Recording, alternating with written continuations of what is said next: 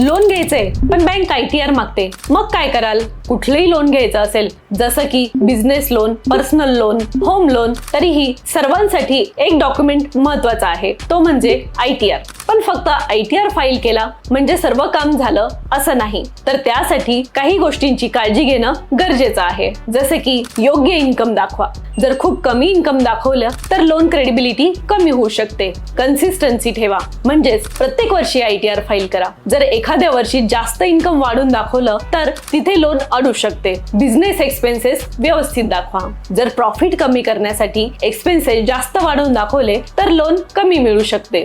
ITR वेळेत file करा. जर लेट फायलिंग केले असेल तर लोन क्रेडिबिलिटी कमी होऊ शकते. प्रॉपर डॉक्युमेंटेशन ठेवा. बँक तुमचा ITR व्हेरीफाय करते आणि जर काही मिसमॅच असेल तर तिथे लोन अडू शकते. त्यामुळे जर लोन घ्यायचं असेल तर प्रॉपर प्लॅनिंग करा. आणि अजून अशाच इन्फॉर्मेटिव्ह व्हिडिओसाठी फॉलो करा, शेअर करा आणि सेव्ह करा.